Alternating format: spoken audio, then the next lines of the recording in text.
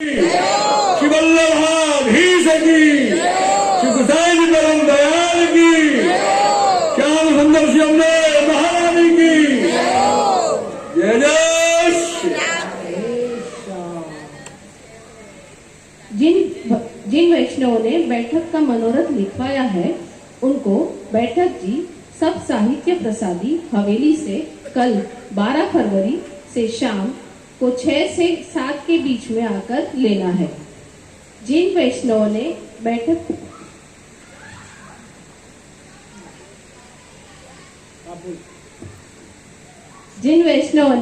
बैठक का मनोरथ लिखवाया है उनको बैठक जी सब साहित्य प्रसादी हवेली से कल 12 फरवरी से शाम को 6 से 7 के बीच में आकर लेना है।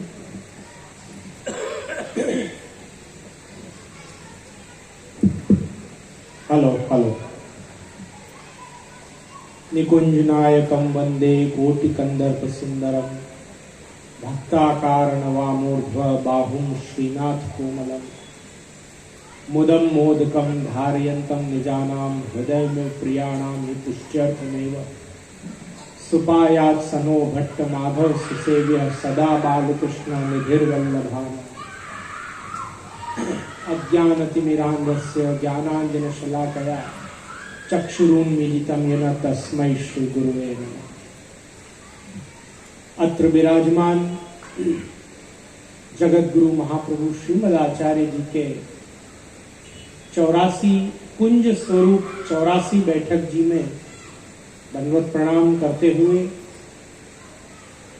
अत्र उपस्थित जगतगुरु महाप्रभु श्रीमद वल्लभाचार्य आचार्य चरण के 13वीं पीढ़ी पर विराजमान 13वीं पीढ़ी के उत्तराधिकारी आचार्य श्रीमान सरकार वापी नरेश बृहन मंदिराधीश्वर पूज्यपाद गोस्वामी 108 श्री नीरज कुमार जी महाराज श्री पितृचरण के चरणारविंद में दंडवत प्रणाम करके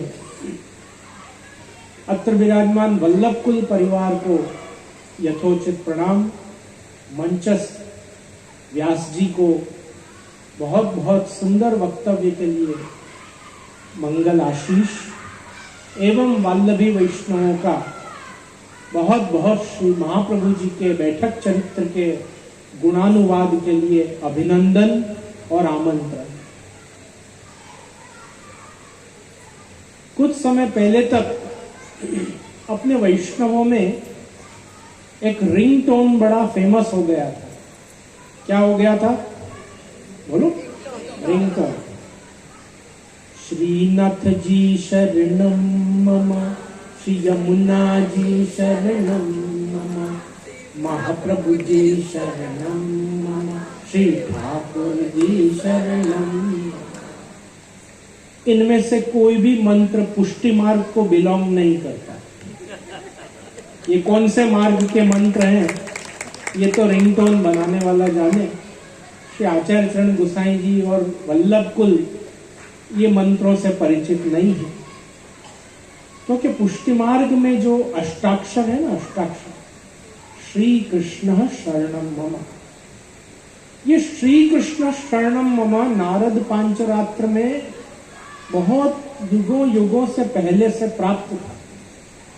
श्री महाप्रभु जी ने ये मंत्र नहीं बनाया, श्री महाप्रभु जी ने नारद पांचरात्र से उद्धृत किया, क्योंकि आप सकल शास्त्रों के रक्षक, नाथ, त्राता और उनके प्रचारक हैं, सुविचारक हैं।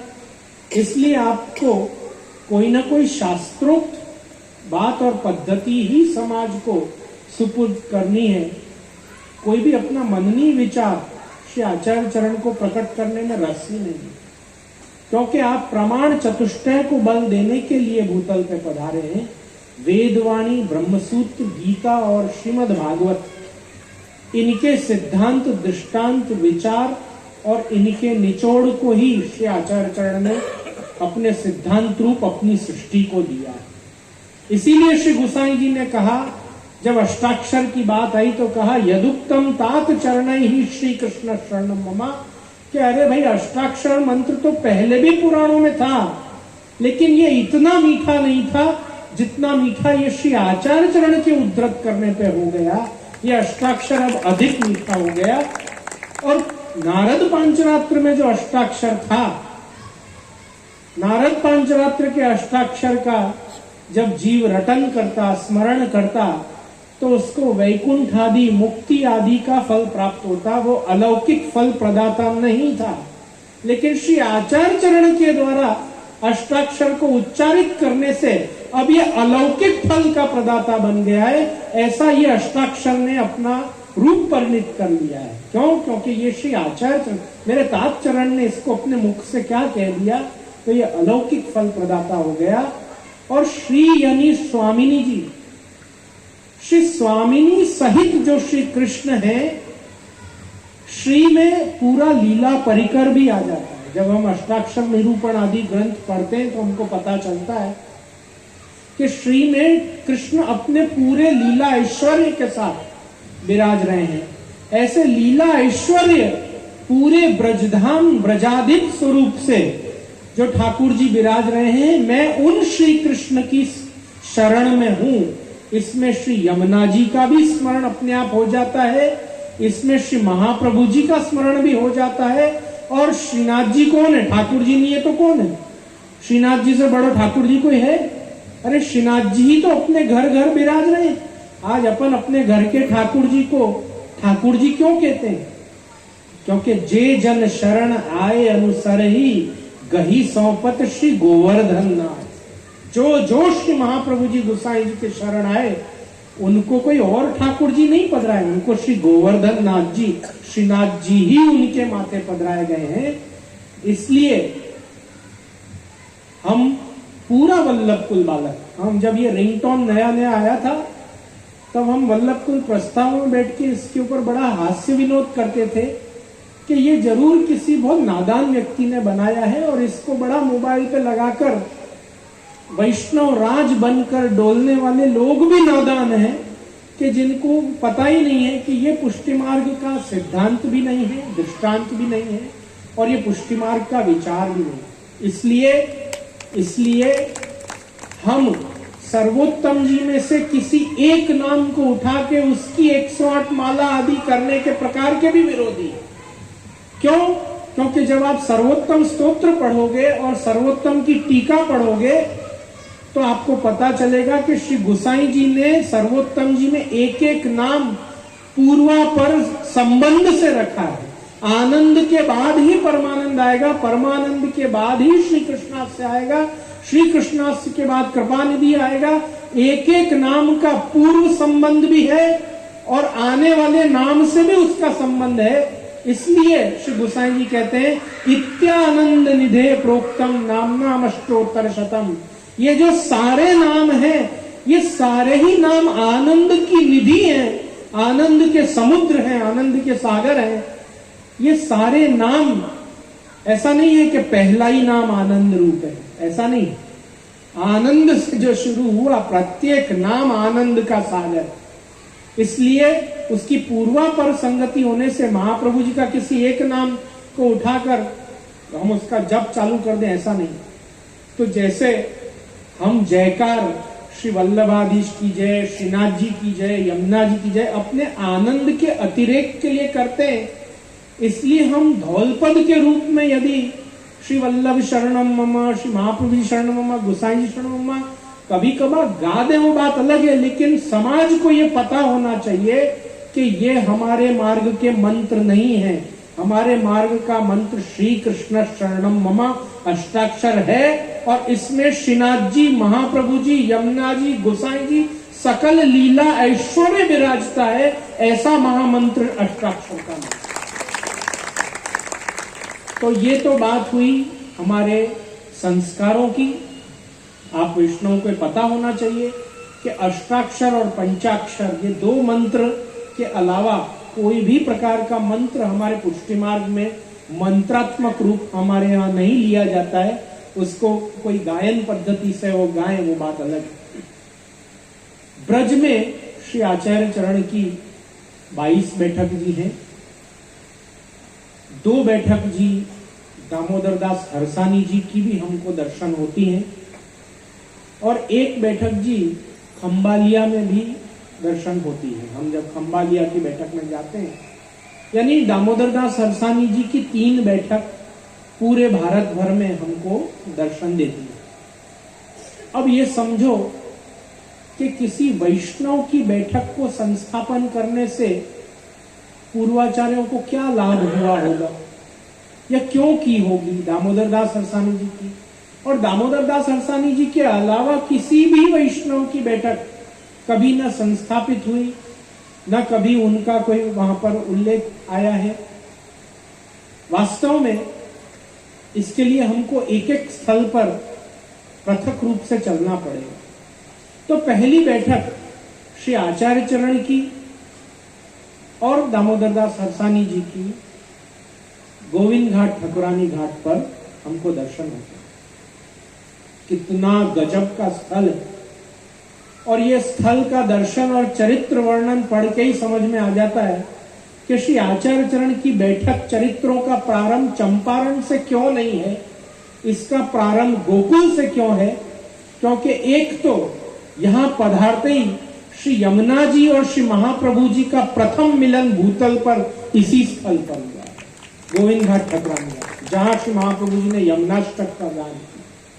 तत्पश्चात श्रीनाथ जी ने स्वयं प्रकट होकर श्री महाप्रभु जी को ब्रह्म संबंध की आज्ञा यहीं दी है और श्रीनाथ जी के लिए श्री आचार्य चरण ने मधुराष्टक का गान भी इसी स्थल पे किया है, इसलिए भी ये स्थल परम रसरूप है। और इसके बाद प्रथम ब्रह्म संबंध दामोदर दास हरसानी जी को भी इसी स्थल पर कराकर अपने सिद्धांत का रहस्य का दान तृतीय ग्रंथ श्री आचार्य चरण ने भी इसी स्थल पर प्रकट किया है। इसलिए 3 महाग्रंथों का रचना स्थल भी यह है, प्राकट्य स्थल भी यह है। और इस न्याय से जब हम गोविंद घाट ठकुरानी घाट पर जाते हैं ना, तो हमको श्री महाप्रभु जी, यमुना जी और श्री महाप्रभु जी पुष्टि मार्ग के 3 प्रमुख आकर्षण वहां साक्षात और प्रत्यक्ष दर्शन देते हैं। और उन्हीं 3 स्वरूपों के पाठ, स्तोत्र, गान श्री आचार्य चरण ने प्रकट किए। मधुराष्टक श्रीनाथ जी का ध्यान है, श्री यमुनाष्टक यमुना जी का ध्यान है और स्वयं श्री आचार्य चरण का सिद्धांत श्री आचार्य चरण रूप है, उससे सिद्धांत रहस्य श्री आचार्य चरण का ध्यान है। ये तीनों ही स्तोत्र आपने एक स्थल पर प्रकट किए, जहां से पुष्टि मार्ग प्राकट्य हो रहा है भूतल पर, उस जगह से बैठक का चरित्र का आरंभ श्री गोकुलनाथ जी ने किया है। श्री आचार्य चरण के प्राकट्य स्थल चंपारण का स्थल तो 32-33वां स्थल आता है। तो प्रारंभ गोकुल से क्यों किया और वहां दामोदर दास हरसानी जी की बैठक का स्थापन क्यों हुआ? क्योंकि श्री आचार्य चरण ने कहा ना कि दमला यह मार्ग तेरे लिए प्रकट किया। तो इसमें कोई यह अर्थ निकाले कि सिर्फ दामोदर दास हरसानी जी के लिए प्रकट किया है, तो ऐसा नहीं है।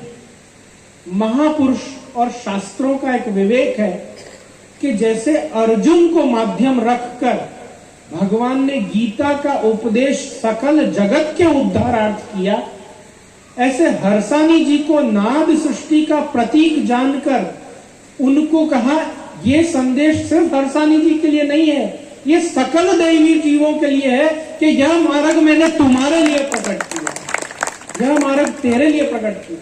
इसका ही आगे चलो दामोदर दास हरसानी जी की वार्ता में प्रवेश करते हैं। दामोदर दास हरसानी जी के घर जाकर उनके पिता का श्राद्ध श्री गोसाई जी ने कराया। क्यों कराया? तो वहां भाव प्रकाश किया कि हरसानी जी तो वैष्णव हुए, उनका तो प्रहलाद चरित्र में आता है ना कि जो एक घर में वैष्णव हो तो 7 पीढ़ी ऊपर की और 7 पीढ़ी नीचे की तर जाए, भगवत धाम वैकुंठ को प्राप्त हो। तो श्री भागवत अनुसार तो दामोदर दास हरसानी जी के पूर्वजों को 7 पीढ़ी ऊपर को वैकुंठ धाम तक की ही प्राप्ति होती, लेकिन श्री गोसाई जी परम दयाल का स्वरूप कैसा है? महादयाल, महाकरुणावान। उनको ये बर्दाश्त नहीं है कि श्री आचार्य चरण के इतने अंतरंग सेवक के पूर्वजों को वैकुंठ तक का ही फल मिले, इसलिए आप स्वयं जाके आपने श्राद्ध कराया, ताकि श्राद्ध कराने से उनको श्री गोसाई जी का संबंध प्राप्त हो और श्री गोसाई जी के संबंध से उन पूर्वजों को गोलोक की प्राप्ति हो। ऐसा हरसानी जी की वार्ता में उल्लेख आता है, दामोदर दास हरसानी जी की वार्ता। तो श्री गोसाई जी को हरसानी जी के 7 पीढ़ी ऊपर तक के लोगों को गोलोक प्रवेश कराना था, इसलिए आपने स्वयं से जाके हरसानी जी के पिता का श्राद्ध करा। गोकुल, ठकुरानी घाट, गोविंद घाट वो स्थल है जहां श्री आचार्य चरण ने अपने मार्ग का सिद्धांत हरसानी जी के हृदय में स्थापित किया, दामोदर दास हरसानी जी। आगे वृंदावन की बैठक में प्रभुदास जलोटा को जब श्री आचार्य चरण ने कहा जा प्रसाद ले आ, तो उसने कहा कृपानाथ मैं तो अभी स्नान भी नहीं किए, मेरे अभी स्नान नहीं हुए। तो श्री आचार्य चरण ने वृंदावन का महात्म्य प्रकट करके बताया कि वृक्ष वृक्षे वेणुधारी पत्र पत्रे चतुर्भुज यत्र वृंदावनस्तत्र लक्षालक्ष कथा कुत, कि यहाँ के तो पत्र पत्र में वेणुधारी हैं, वृक्ष वृक्ष में वेणुधारी हैं और पत्र पत्र में चतुर्भुज रूप से प्रभु विराज रहे। यहाँ के कण कण का क्या वखान किया जाए, यहाँ तो लाखों लाखों हरि कथा कण कण में व्याप्त है, ऐसी वृंदावन भूमि का महात्म्य है। ये श्री आचार्य चरण ने प्रभुदास जलोटा के माध्यम से दैवी जीवों के हृदय में सर्वात्म भाव का स्थापन किया, इसलिए दूसरी हरसानी जी की बैठक वृंदावन में प्राप्त होती है। वो वास्तव में हरसानी जी की बैठक नहीं है, वो प्रभुदास जलोटा जी का प्रसिद्ध, क्योंकि वृंदावन के बैठक चरित्र में तो हरसानी जी का नाम उल्लेख तक नहीं, पर आज उस स्थल पे जाके देखो तो वहां दामोदर दास हरसानी जी की बैठक मिलती है। क्योंकि जहां भी नाद सृष्टि का कोई ना कोई चिन्ह इंगित करना होता है तो पूर्वाचार्यों की पद्धति है कि वो दामोदर दास जी का नाम उल्लेख करके ही वहां इंगित करते हैं, नहीं तो वैष्णवों को अपनी बैठक बनाने का भी हबड़ का बन जाएगा कि हम जब हरिशरण हो जाए तो एक बैठक हमारी भी बनवा दो। ऐसे वैष्णवों की बैठक का प्रचलन नहीं करना है, इसलिए प्रत्येक पुष्टि जीव का नामोल्लेख अलग अलग ना करके हरसानी जी के ही नामोल्लेख में उसका प्रवेश किया गया। और तीसरा, खंबालिया की बैठक में जब प्रेत ने आके कृष्णदास जी से विनती करी कि मेरे उद्धार का कोई प्रयास करो, कुछ ना कुछ मेरे उद्धार का करो, तो श्री आचार्य चरण को जब जाके कृष्णदास मेघन ने विनती करी, कृष्णदास मेघन ने विनती करी कि वो प्रेत आके विनती कर रहा है कि मेरे उद्धार का कोई मार्ग बताओ, तो श्री आचार्य चरण ने आज्ञा करी कि जा मेरो चरणोदक ले जा और वो चरणोदक उस पर छांट दे, उसकी प्रेत योनि से मुक्ति हो जाए। अब चलते हैं श्रीमद् भागवत के महात्म्य की कथा में, जहां गोकर्ण जी के भाई जिन्होंने इतने पाप किए कि न जाने कितने गया श्राद्ध आदि करने से, तीर्थों में तर्पण करने से, गीता पाठ कराने से, वेदों के पाठ कराने से भी उनका उद्धार नहीं हो रहा था, और उस प्रेत की योनि से उसको बाहर लाने के लिए गोकर्ण जी को 7 दिन बैठ के भागवत जी की कथा करनी पड़ी। और एक एक दिन वो जिस बांस में बैठा था वो बांस की एक एक गांठ फटती चली गई और 7वें दिन जाके उसको वैकुंठ की प्राप्ति हुई उस प्रेत को। ऐसी प्रेत योनि से श्री आचार्य चरण ने अपने चरणामृत का एक छींटा उड़ा के उसको मुक्त कर दिया, उसको वैकुंठ भेज दिया। यानी श्री आचार्य चरण के चरणामृत की तुलना श्रीमद् भागवत जी से भी नहीं हो सकती। श्री महाप्रभु जी का तो ऐसा अलौकिक, महाअलौकिक रसरूप स्वरूप है श्री आचार्य चरण का कि जिनके महात्म्य की कथा लिखें तो पूरे जीवन उसकी कथा चले, लेकिन श्री आचार्य चरण के चरित्र शुरू ना हो, महात्म्य की कथा ही चलती रहे। श्री आचार्य चरण के चरित्रों को शास्त्री जी ने कहा ना कि 7 दिन में कैसे गाए। आपको पता है, जब श्री महाप्रभु जी गोसाई जी की बधाई बैठती है, अमुक दिन पहले से ही आपकी बधाई बैठ जाती है, तो जिस दिन श्री आचार्य चरण और गोसाई जी की बधाई बैठती है वो दिन एक भी श्री महाप्रभु जी गोसाई जी की बधाई का पद नहीं गाया जाता है। वो दिन पूरे दिन मंगला से लेके और शयन तक जन्माष्टमी की बधाई ही गाई जाती है। यही 500 साल का इतिहास है पुष्टि मार्ग। और उसमें भी अधिकांश घरों में तो शयन में धर्म ही ते पायो यह धन, यही जन्माष्टमी का कीर्तन शयन में गाया जाता है। जितनी प्रणालिकाएं मैंने अभी अद्यावधि उठा के देखी हैं, प्रायः कीर्तन प्रणालिका में महाप्रभु जी गोसाई जी की बधाई जिस दिन बैठती है उस दिन धर्म ही ते पायो यह धन। ये धर्म ही ते पायो यह धन में पूरे श्री वल्लभ मतानुसारी जन्म प्रकरण का उल्लेख नंददास जी ने किया है। यदि श्रीमद् भागवत की कथा हो और पुष्टिमार्गी मतानुसारी कृष्ण जन्म यदि किसी को समझाना हो तो वो धर्म ही ते पायो यह धन कीर्तन समझा दे तो पूरा श्री आचार्य चरण की सुबोधनी अनुसार कृष्ण का जन्म कैसे हुआ वो उसको समझ में आ जाए। तो हम बहुत सूक्ष्म में जल्दी में ये कीर्तन पे भाव प्रकाश करेंगे। नीके राख जसोदा मैया नारायण ब्रज आयो। नारायण ब्रज में पैदा नहीं हुआ, नारायण का प्राकट्य कहां हुआ? देवकी वसुदेव के घर में, मथुरा में। वो कौन है? तो बताया, जा धन को मुनि जप तप खोजत, वेद हु पार न पायो, सो धन पर्यो क्षीर सागर में ब्रह्मा जाए जगाए। देखो, पुष्टि पुरुषोत्तम को विराजने के लिए नारायण विष्णु रूपी देह की आवश्यकता है। कृष्ण रूपी तत्व को विराजने के लिए क्या, किस चीज की आवश्यकता है? विष्णु नारायण की आवश्यकता है। इसीलिए चंपारण की बैठक चरित्र का स्मरण करो। पहले जो शिशु हुआ वो लक्ष्मण भट्ट जी और इल्लम्मा गारू जी को लगा कि ये निष्प्राण शिशु है, इसमें तो प्राण नहीं है, इसलिए वो पत्तों की ढकना से उसको ढक के आगे बढ़ गए। क्योंकि अभी अभी कीर्तन में हमने देखा कि जाधन को मुनि जप तप खोजत, वेद हु पार न पायो। वेद भी जिसका पार नहीं लगा पाया, लक्ष्मण भट्ट जी कैसे जान पाएंगे कि कौन सा देह उत्पन्न हुआ है, उसका देह का धर्म क्या है, वो कैसे रोएगा नहीं रोएगा, हंसेगा। ईश्वर का धर्म अभी बहुत सहज हृदय है। वसुदेव जी का प्राकट्य है ना, तो बहुत सहज भोले हैं लक्ष्मण भट्ट जी, तो उनको नहीं समझ में आया। पर अभी श्री वल्लभ का प्राकट्य नहीं हुआ है, अभी तो चंपारण में सिर्फ नारायण विष्णु रूपी देह पधारी है। आगे जब वो चलते हैं और उनको स्वप्न में आज्ञा होती है कि जिस सोम यज्ञ 100 सोम यज्ञ पूरे होने के फल स्वरूप परम पुरुष का तुम्हारे कुल में प्राकट्य का जो मैंने वचन दिया था, तो जिस बालक को तुम छोड़ के आए हो उसी के पास वापस आओ, अब मैं वहां प्रकट चुका हूं। और जब वापस आप जब वो बालक के पास पधारे तब अग्नि कुंड में श्री कृष्ण का प्राकट्य उस देह में हुआ है।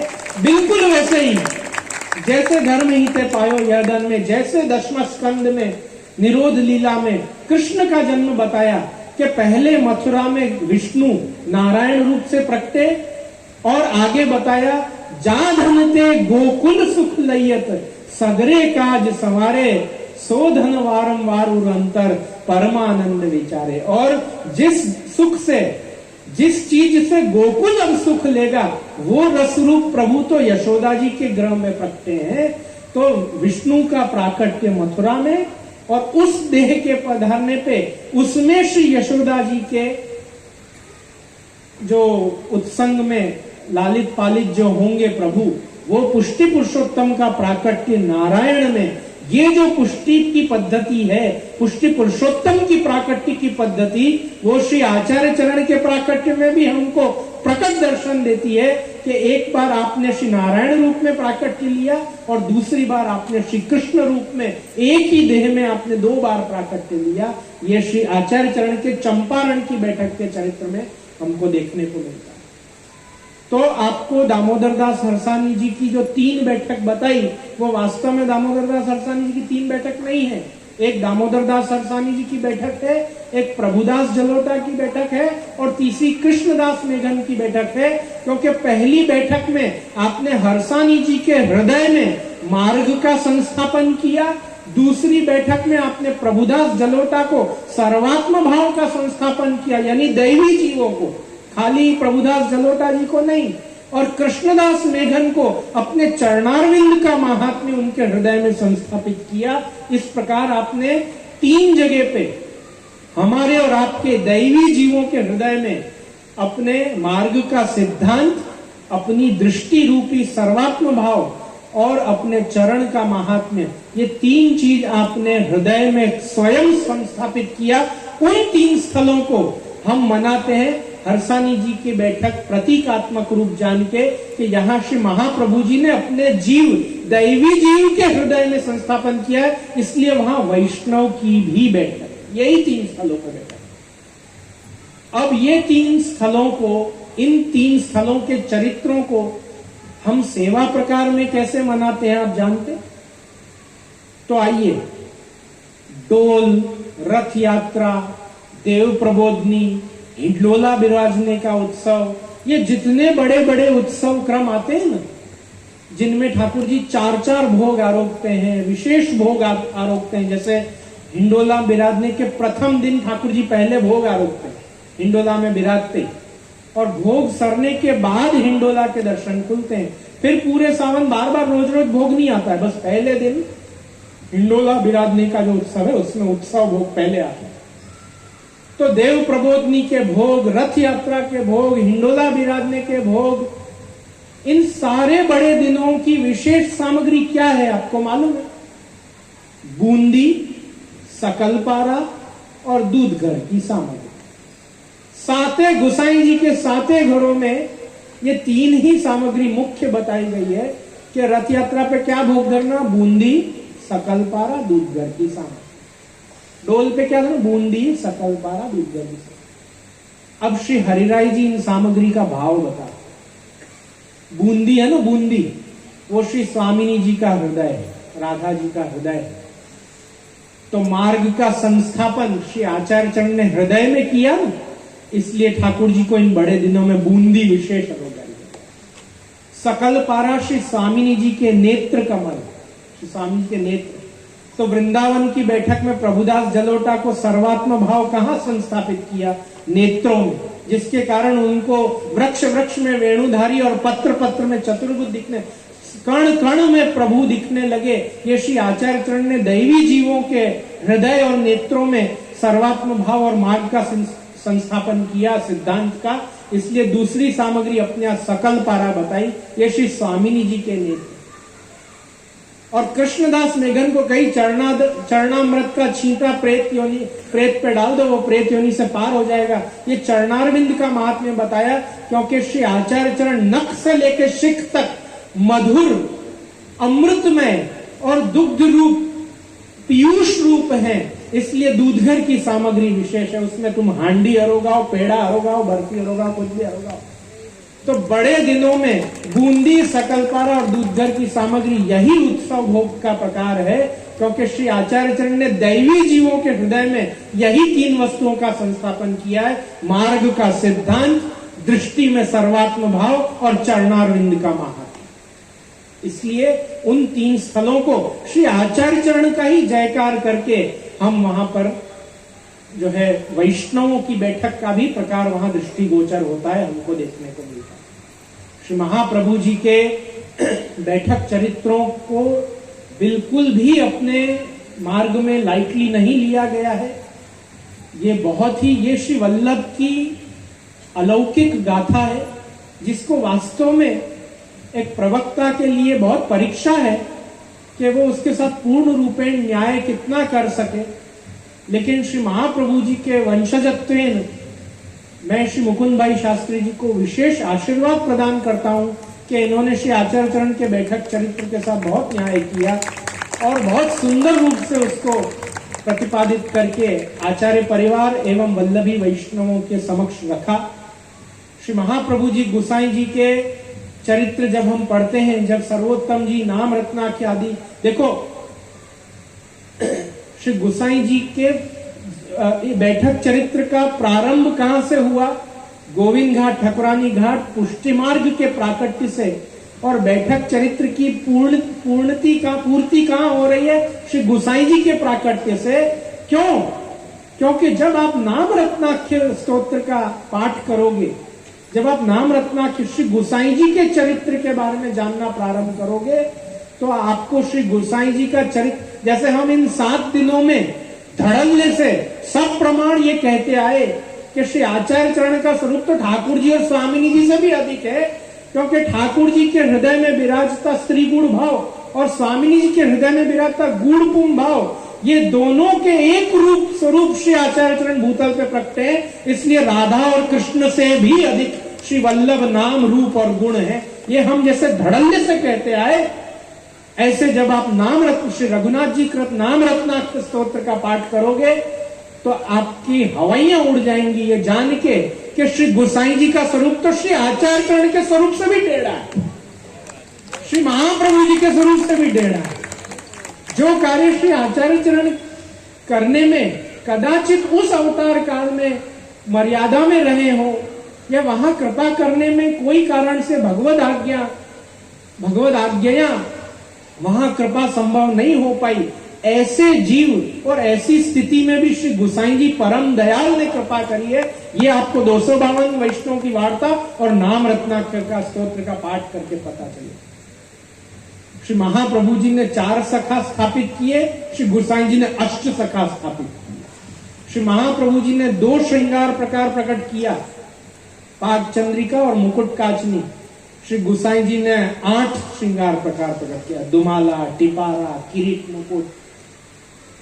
जो लोगों को पुष्टि मार्ग का रसरूप स्वरूप पसंद नहीं आता है और जो लोग पुष्टि मार्ग को एक बहुत ही वैरागी लोगों का मार्ग बताने में रस रखते हैं, वो लोग श्री महाप्रभु जी तक ही बोलते हैं, वो कभी गोसाई जी पे आते ही नहीं।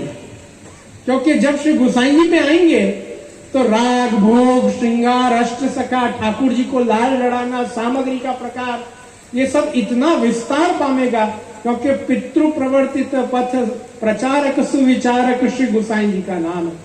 उन्होंने पितृ द्वारा प्रवर्तित श्री महाप्रभु जी द्वारा प्रवर्तित पथ पे खाली प्रचार नहीं किया, उस पर सुविचार भी किया। और ये श्री गोसाई जी का स्वरूप श्री महाप्रभु जी से भी टेढ़ा क्यों है? क्योंकि ये श्री महाप्रभु जी का ही स्वरूप है। इसलिए यदि ये श्री महाप्रभु जी के स्वरूप से भिन्न हो तो उनमें कोई सामर्थ्य ही नहीं है कि वो श्री वल्लभ के स्वरूप से आगे जाएं।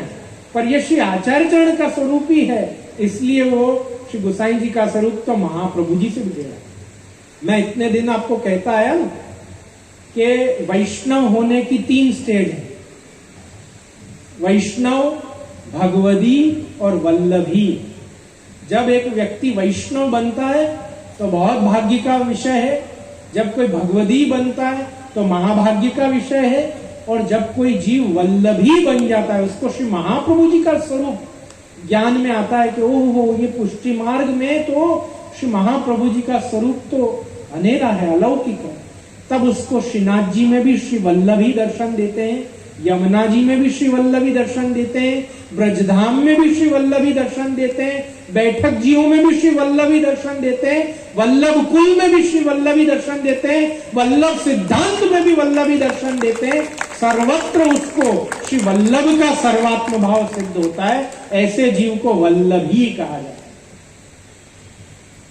बैठक चरित्रों में ही आता है, वार्ताओं में ही आता है कि जब श्री आचार्य चरण से पूछा कि आप जब लीला पधार जाओगे तो हमारा क्या होगा, तो श्री आचार्य चरण ने, गोसाई जी ने, सबने एक ही जवाब दिया, हमारे मुखारविंद को स्वरूप तुम श्रीनाथ जी और हमारे कुल में दर्शन करिए।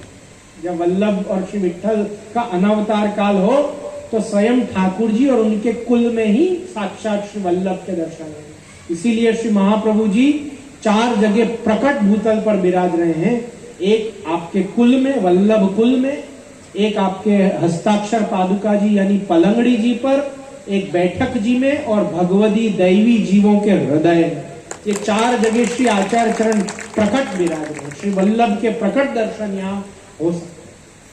लेकिन श्री आचार्य चरण का स्वरूप मात्र दर्शन से आपको संतुष्टि नहीं होगी, इसको तो अनुभव करना पड़ेगा। और सरकार श्री के एक परम कृपा पात्र वैष्णव को ये पद की टूक बहुत पसंद थी। वो अहर्निश बोला करते थे अनुभव बिना अनुभव कहा जाने, जाको पिया नहीं चित चोर।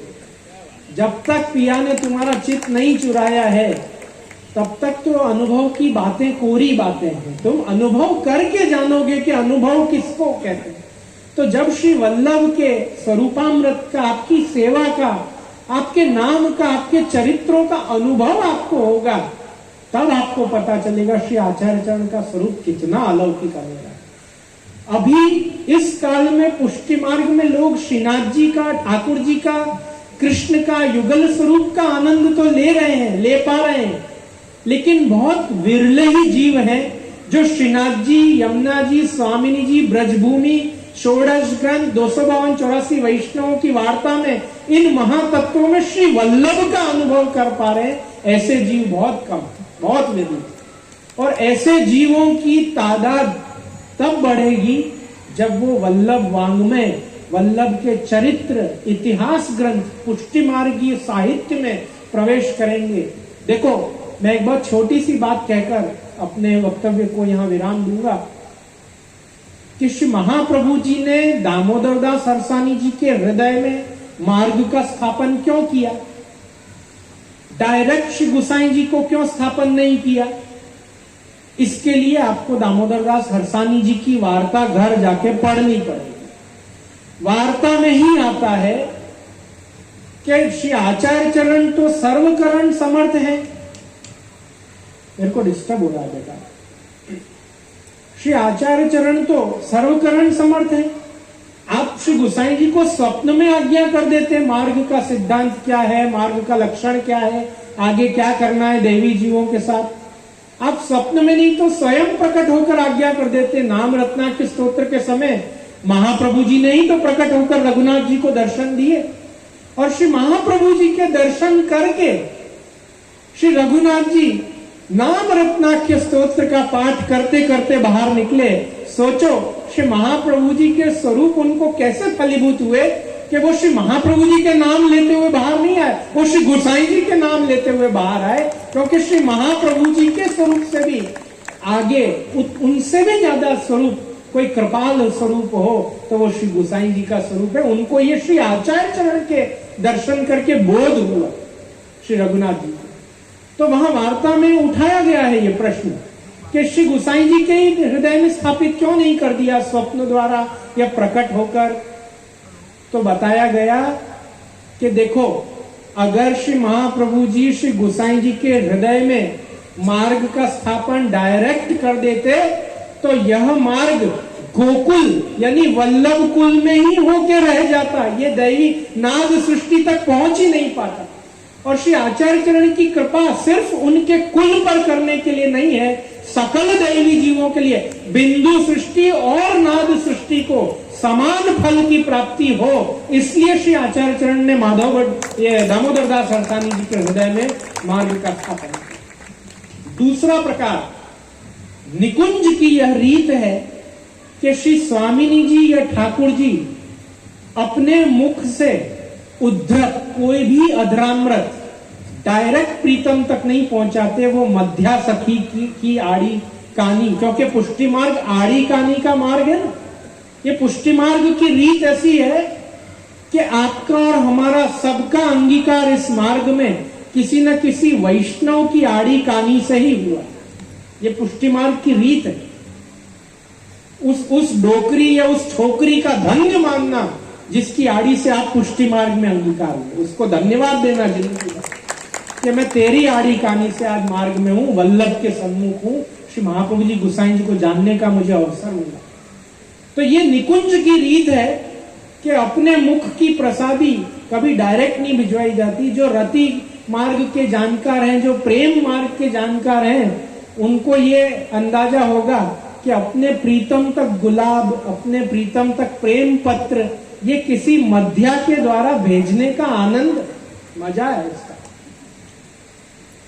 तो बैठे लाल कालिंदी के तीरा, ले राधे गिरधर दे पठियो, यह प्रसादी बीरा।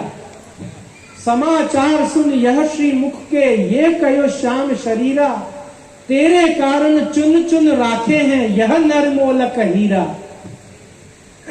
सुंदर श्याम पहरे हैं पट पीरा, परमानंद दास को ठाकुर लोचन धरत अधीरा, बैठे लाल कालिंदी के तीर।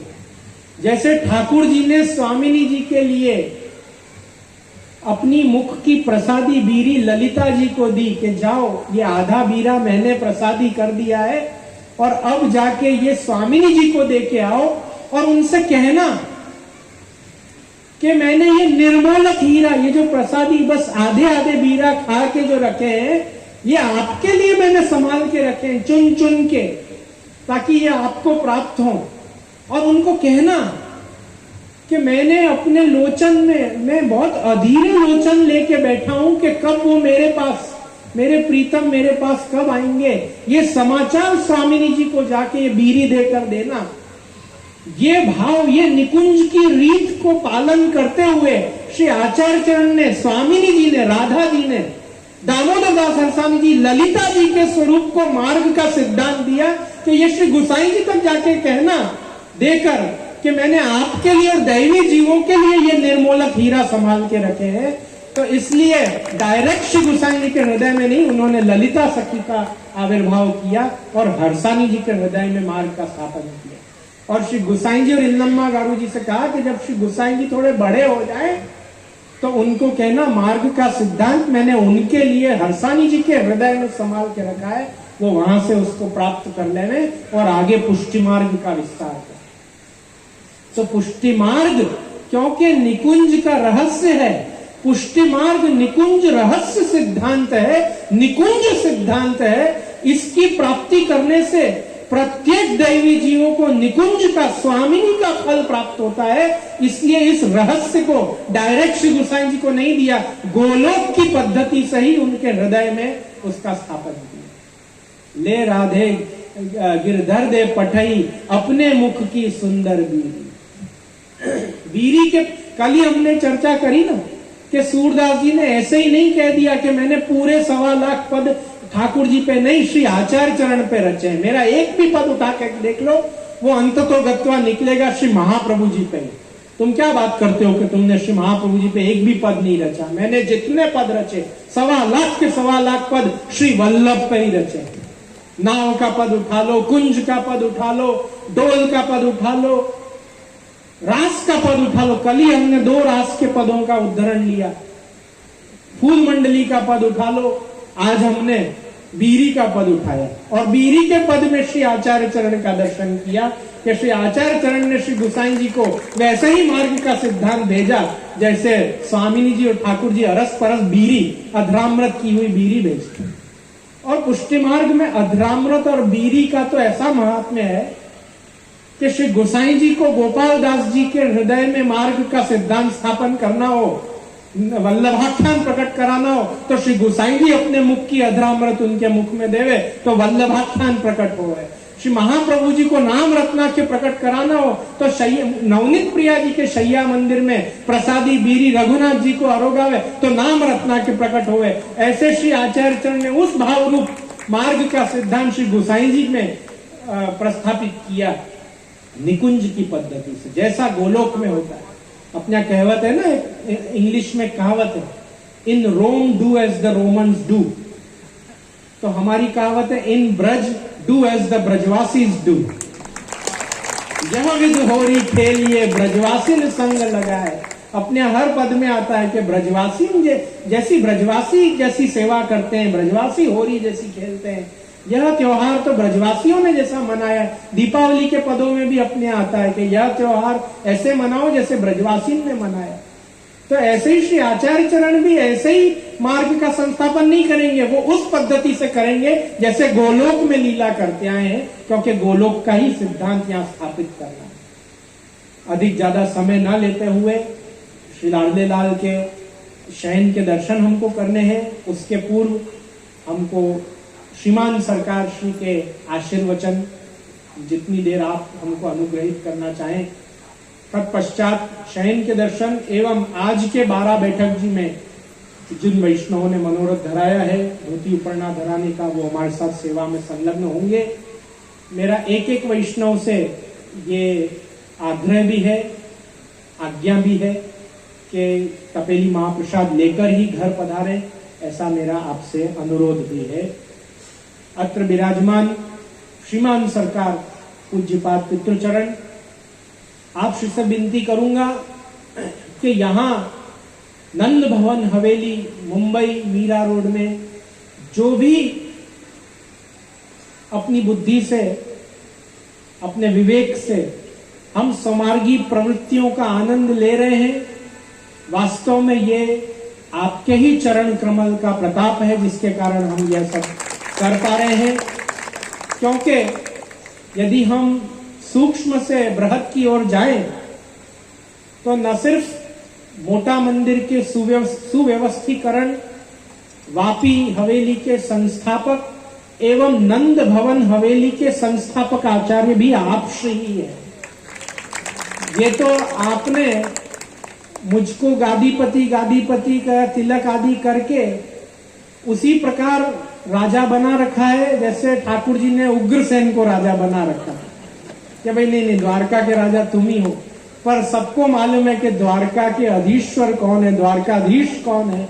ऐसे हमारे मार्ग में तो हमारे घर के बड़े, हमारे घर के पूर्वाचार्य ही हमारे घर के सुप्रीम अथॉरिटी, सुप्रीम कोर्ट होते हैं। तो आप श्री के स्वरूप के बारे में क्या कहें। नंद भवन में होती कोई भी प्रवृत्ति, आप स्वयं आचार्य चरण श्री गोसाई जी के स्वरूप हैं, आप उनके प्रतिनिधि भी हैं और आप उनके प्रतीक भी हैं।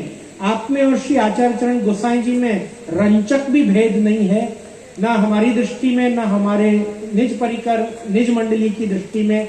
आप सभी यहाँ उपस्थित एक एक वैष्णव को हम हमारी निज मंडली ही जानते हैं। हमने कभी निज मंडली से आपको अतिरेक जाना नहीं है। और दूसरा, नंद भवन हवेली के अतिरिक्त भी इस गोस्वामी मनमथ राय नामधारी देह के द्वारा किए हुए प्रत्येक पुष्टि मार्गीय कार्य का भी श्रेय आपको ही जाता है, क्योंकि आप ही मेरे जनक पितृचरण भी हैं। अपने यहाँ तो कहवत है ना होता बांस न बजती बांसुरी। हम ही पैदा नहीं होते तो हमारे द्वारा नाद कैसे होता। तो इस कारण से भी पितृचरण ही हमारी हर कृति के हेतु, कारण और रहस्य भी हैं। तो हम आपके आशीर्वचन प्राप्त करके धन धन्य और कृतकृत अनुभव करेंगे।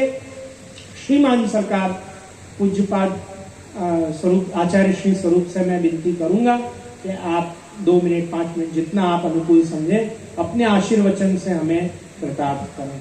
श्री वल्लभाधीश की जय।